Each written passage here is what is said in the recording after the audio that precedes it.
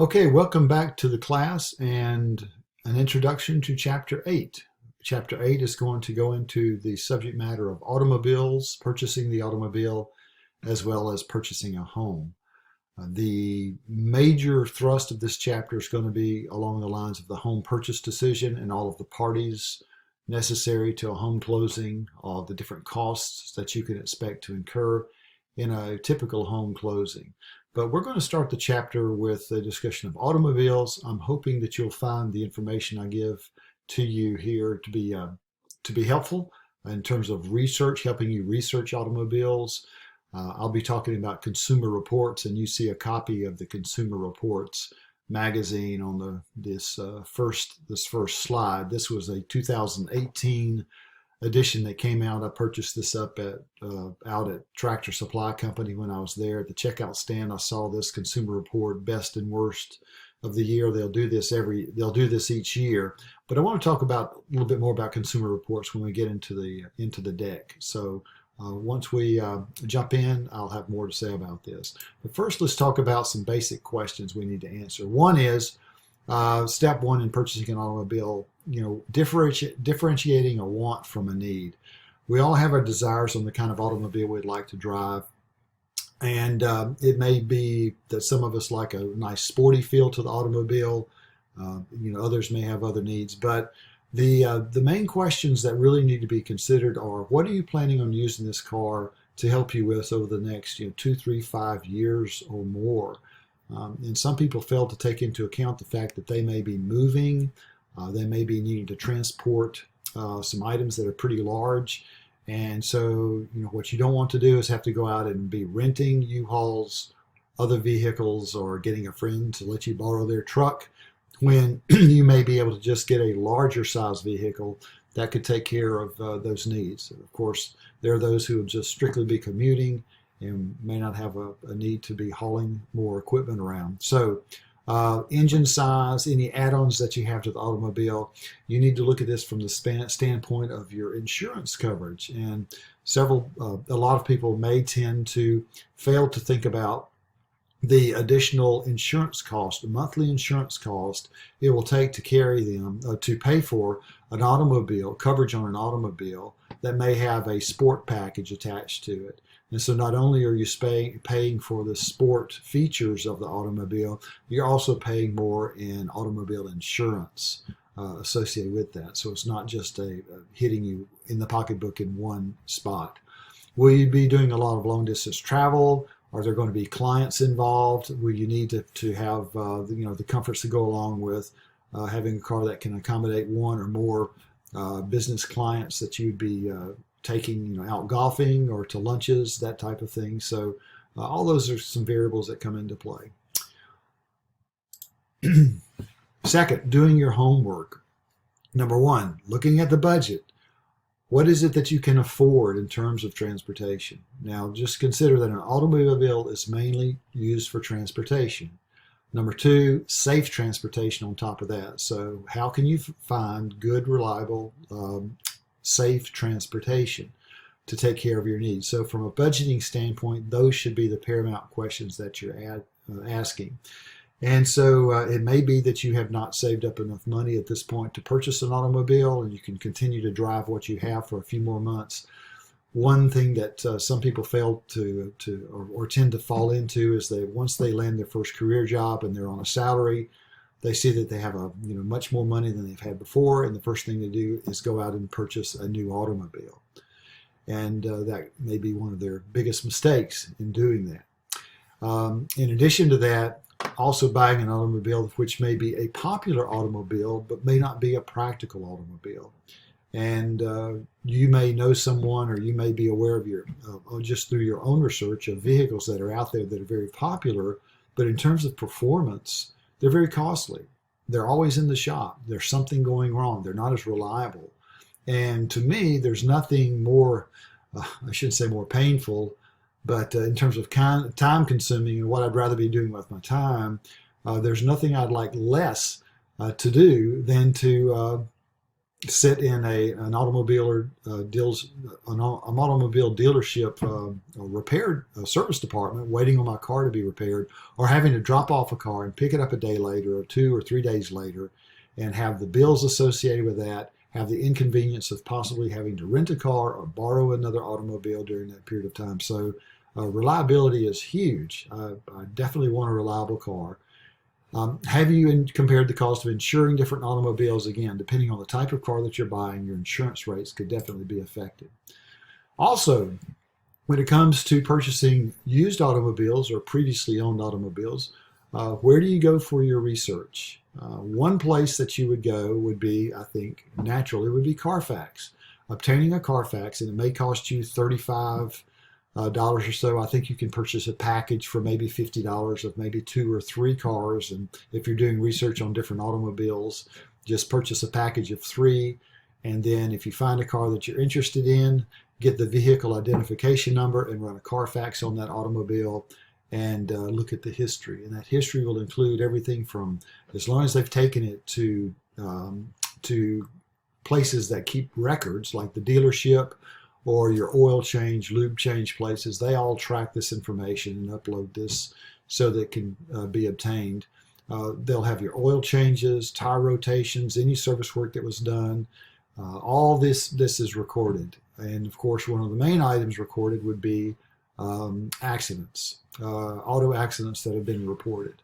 And this is not to say that Carfax picks up all accidents, because as we know, sometimes there are fender benders, and some people may not report those. They may simply go and just have a body shop do the repair work, and that might not be reported.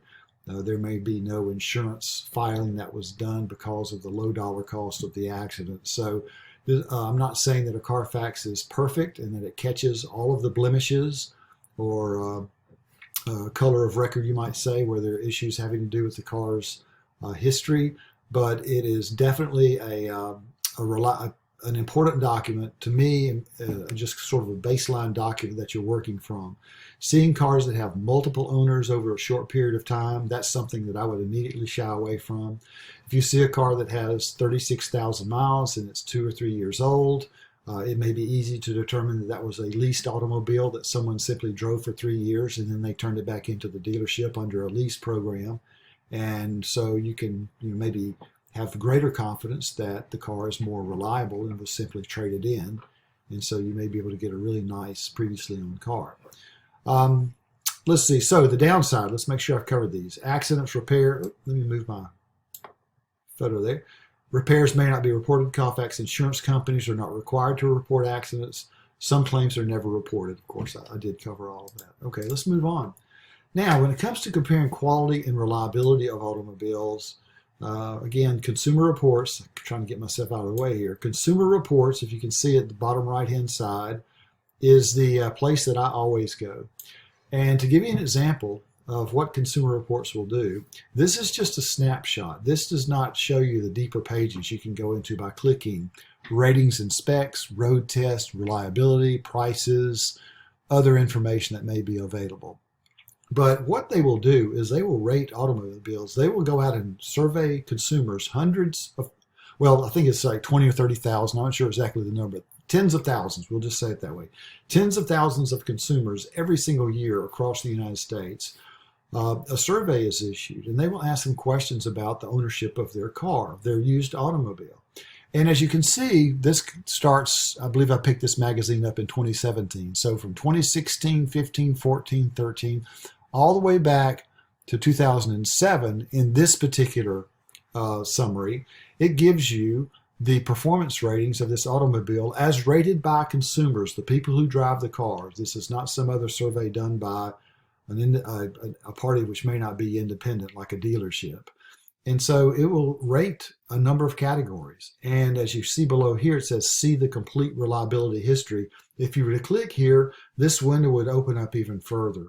So look at what they cover: major engine issues, engine cooling system, transmission, major or minor issues, fuel system, electrical system. It'll get into body integrity, interior seats, comfort, sound, a number of categories. And consumers will rate these. And what's interesting to see is that you may find a car which has an excellent rating across the board, which basically is what this car has. This is a, I'm looking it up, Where is it? Oh, here it is. A Lexus ES. This is a Lexus ES. And for the last, since 2010 roughly, forward, it's had a stellar performance record, reliability record, at least in these categories. Again, you would need to drop down, click the drop down to get more. But from worst being red to green being the best, this would be a car that I would not hesitate to run out and take a look at if it's being offered at a fair price through Craigslist or some other cartrader.com or something like that. All right, here's another example. We have a car, a Toyota Prius, and as you can see here, we have a good 6 straight years or 7 straight years of reliable history. Now, if you purchase an online version or an online subscription to Consumer Reports, these came right out of the magazine that I purchased over the counter.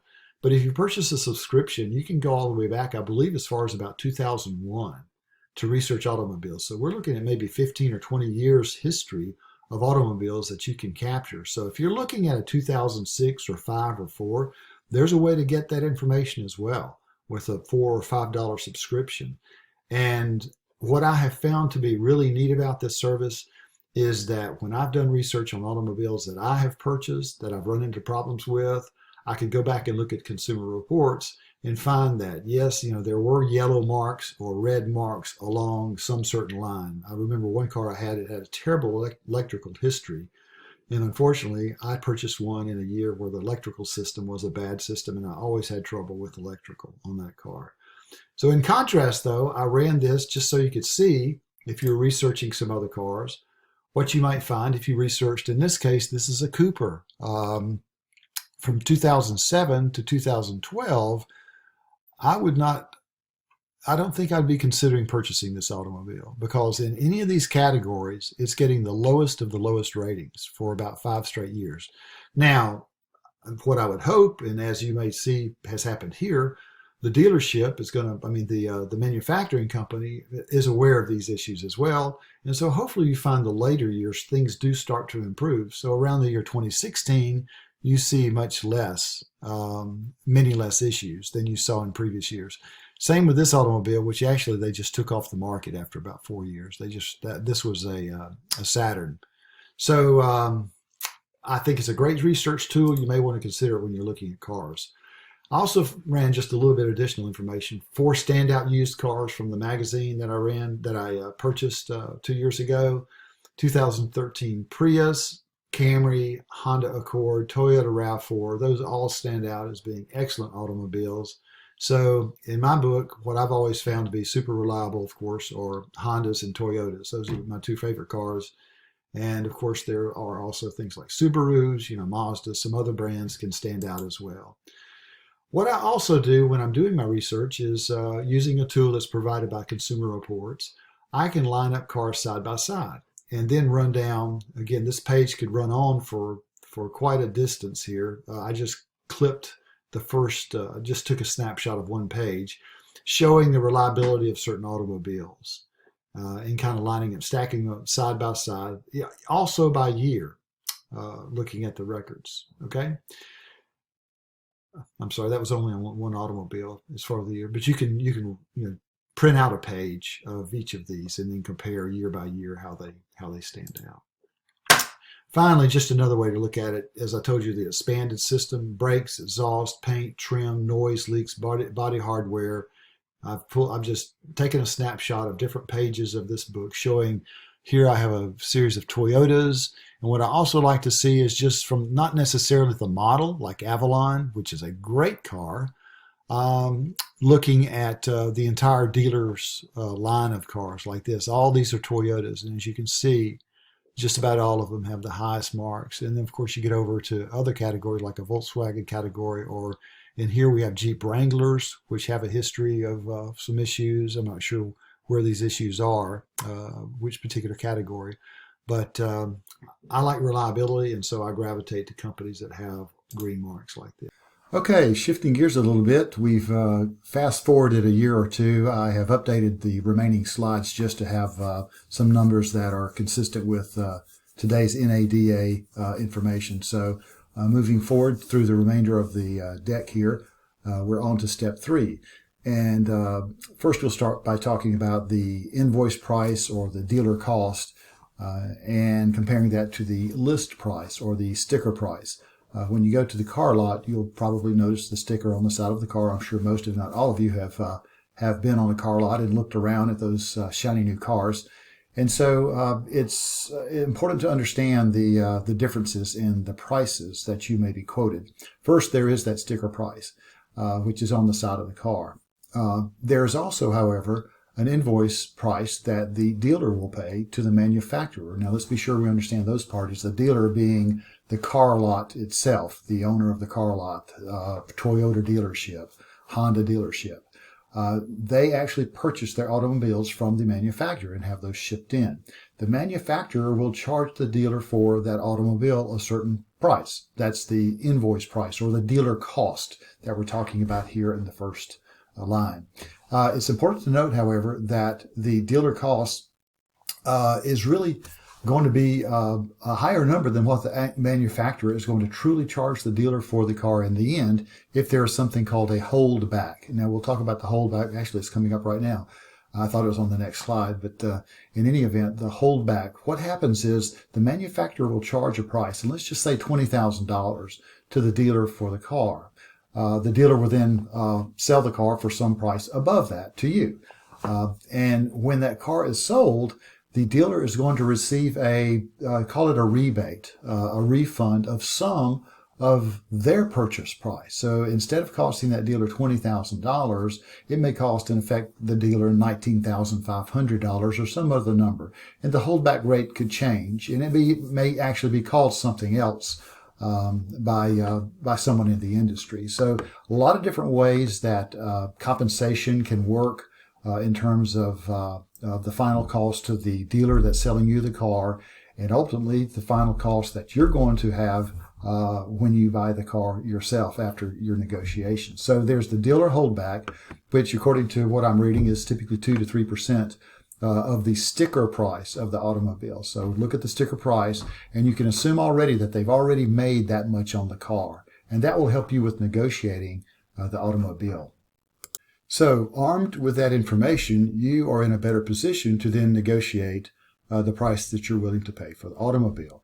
So if you know their cost, if you know the invoice price of the car that the manufacturer charges the dealer, you have a reasonable idea of what a holdback may be, that there could be an additional 2 or 3% that they're going to receive back from the dealer, which reduces their cost, then, and you know that they've already kind of made a profit, so to speak, on that particular piece, then you can then negotiate from the dealer cost up instead of the sticker price down. So instead of starting at the full $30,000 sticker price of the car and trying to negotiate how you may want to pay $27,000 or $25,000 and you meet somewhere in the middle, it may be helpful to start at the invoice price and then perhaps add on to that, understanding that they need to make a profit as well, but not a full $4,000, $5,000, $6,000 profit or whatever that the sticker price difference may be, because you may have an invoice cost of $20,000 and that sticker price may be substantially higher. I don't know how much higher. I'm sure it varies by automobile.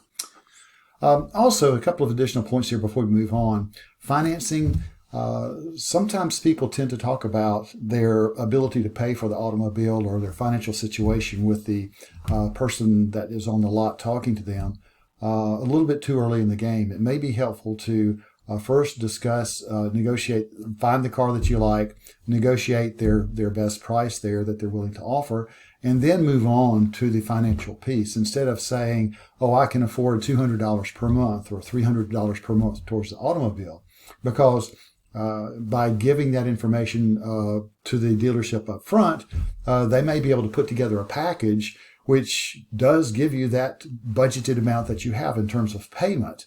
But it may be that they do that by extending the length of the payback period, which reduces your monthly cost, but it doesn't really reduce the price of the car overall, especially when you factor in the additional interest charges that you may have to pay. Also, there are other profit centers at dealerships, and so while they may not make as much profit on your automobile on the front end on the sale, please know that dealerships do have profit centers like their service departments, high profit center, as well as different types of insurance and other warranties and add-ons that may come once you go to the finance and insurance department to kind of close the deal. They have a different person that you'll be talking to in most cases. And that will be a point where you need to be very careful about what your needs really are. We'll look at that in just a moment. And also the financing. Should you take the dealer financing or should you take your bank financing?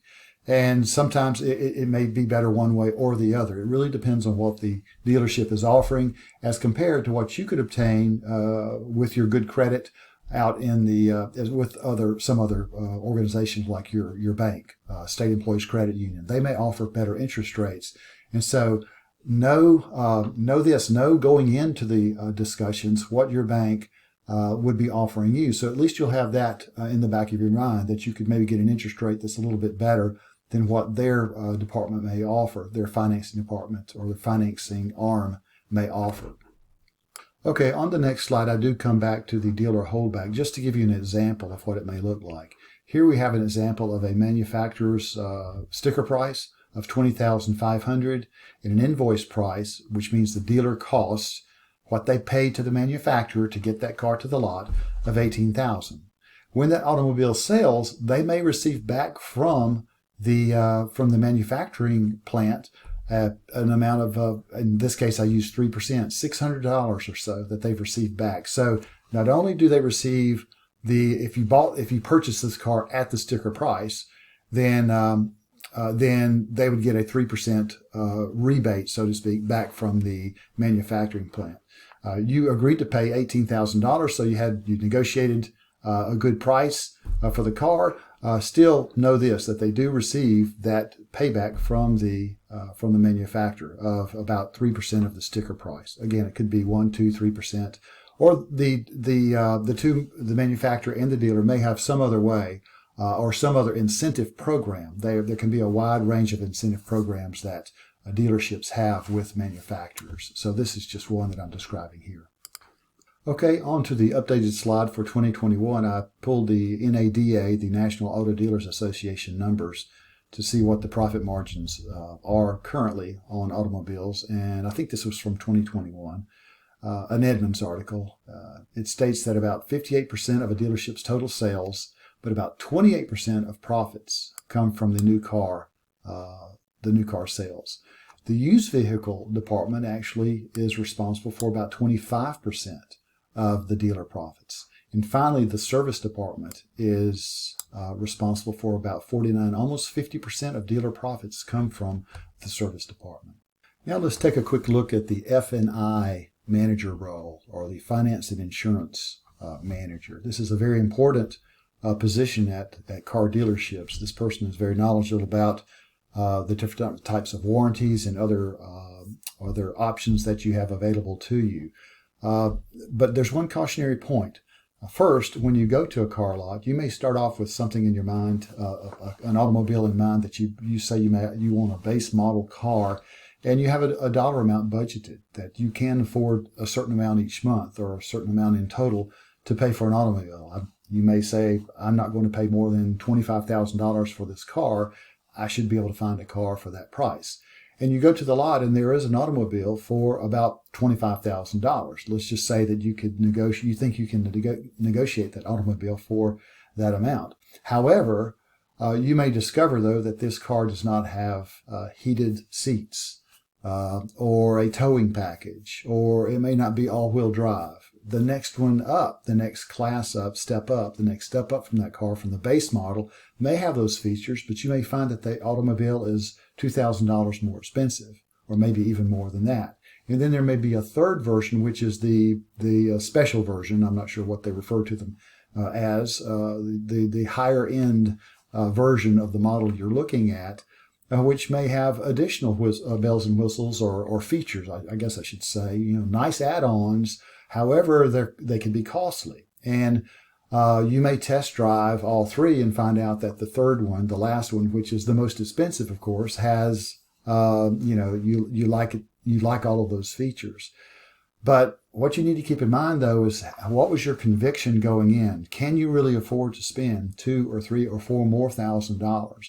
And in the moment, you're compelled to do that. From an emotional standpoint, you like the feel, you like the drive, even though there is that base model, which is more in your price range. So what some authors suggest, or authorities on this, is that you think about it. You walk away, you go home, you think about it, sleep on it, and then make a decision. And through that process, you may come to a point where you say, you know what? Yes, the heated seats are nice, but I'm having to step into a new tier of automobile, and it's $2,000 or $3,000 more to have the heated seats, which of course it would come with some other features in addition to just the heated seats. But do you really need all that? And by sleeping on it, it may help you make a better decision. Also, as I said before, the finance and insurance department is a profit center for the dealer. And as you can see, these types of add-ons may be discussed. And the question that you need, or what you need to really research before going in, is the value of rust proofing or undercoating. I'm not in a position to tell you whether you should or should not, whether it's worth it for you to have these services or these add-ons. But research these: fabric protection, paint sealant, window theft protection. You can find a lot of articles out on the web that discuss these things. Some pros, some con. But do this homework before you go to the dealership and make a purchase decision. Gap protection. Compare this to the quote from your insurance carrier. That's where you can buy additional automobile insurance to cover you in the event of an accident. The dealership may or probably will have that insurance available. So the question is, can you purchase the same insurance from your insurance carrier? Make the call to your insurance carrier in advance. Your automobile insurance carrier in advance, and find out, do they provide gap insurance? You're considering purchasing an automobile, and what is the premium charge? And that way, again, you'll know how to compare prices. There are some additional add-ons, extended warranties. I think I have an additional slide coming up on that in just a minute. You'll need to be careful about whether you purchase an extended warranty on this automobile from the dealership, or whether you go outside and perhaps purchase it from a third party. And so very important decisions that can have literally thousands of dollars of impact, or make a difference of that amount on the cost of your automobile. And then finally, there are some additional discounts that may be available to students, military, AAA members, and that type of thing. By the way, I thought I would go ahead and add a calculator. I'm going to refer you to bankrate.com. Bank as in like your local bank. Bankrate, bankrate.com. They have a lot of great calculators, and they have one on their website which provides an evaluation of the difference in a dealer offering you a rebate. Because you've seen television commercials, you can get a rebate of up to, say, $3,000 or $4,000 or $5,000. It's amazing how large these rebates are when you're looking at the cost of a vehicle and how much they're willing to rebate back to you or hand back to you when you purchase that car to reduce the overall cost. So you have the rebate that you would need to consider, and they may say also rebate of X amount of dollars, or low financing, 0.5% financing or 1% financing. And so the question is, well, which is a better deal? So this calculator will help you with that analysis and let you know which may be a better approach. Okay, now a point about warranties that are sold. First of all, your automobile should come with a standard warranty. If you purchase the automobile, there'd be a 3-year, 36,000 mile warranty covering breakdown, mechanical breakdown, anything that could go wrong with your automobile. It should be a pretty comprehensive warranty on the automobile for the first 3 years. The question, though, is what should you do to protect yourself beyond 3 years? Do you want to assume the risk yourself? Should something happen, let's just say a water pump goes out, or an alternator goes out on your automobile after 3 years of service, do you purchase an extended warranty from the dealership at the time of purchase? Or do you pay for the part and the cost of repairs yourself? Or should you purchase a mechanical warranty? And there are differences in extended warranties on an automobile and mechanical warranties. So I would suggest that, again, you shop with, first of all, your insurance carrier and see if they have a mechanical warranty available, your automobile insurance carrier. Call them, see what they have, see how comprehensive that coverage is, look at the cost of that coverage, and then when you're talking to the finance and insurance department, look at the warranties that they have available, look at the costs and the coverage that's provided by those. Okay, as I look for any additional areas where you may have a cost that you were not aware of, it could be in the area of your state sales tax. So when you purchase an automobile, if you purchase a new car, you're going to pay a 3%, I think this is fairly current, a 3% sales tax on that automobile. So the issue is whether the state will allow you to reduce the sales tax that you pay by any rebate the dealer gives you. And let's see, I think there's an example here. For a $25,000 car with a $500 rebate, it reduces your sales price to $24,500 because they're handing you back $500 as a rebate, but you're going to pay tax in North Carolina on the full $25,000, even though you only actually pay $24,500. So just be aware that you would be paying on the full price.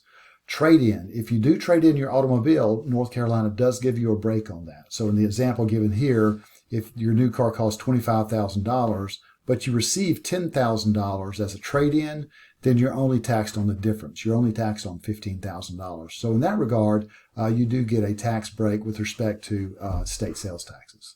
And finally, I have just something I cut and pasted from the textbook on personal finance with some additional tips on what you may want to think about when you're considering purchasing an automobile. Hope you enjoyed the video, and I hope you learned something from this particular section of personal finance. Talk to you later. Thank you.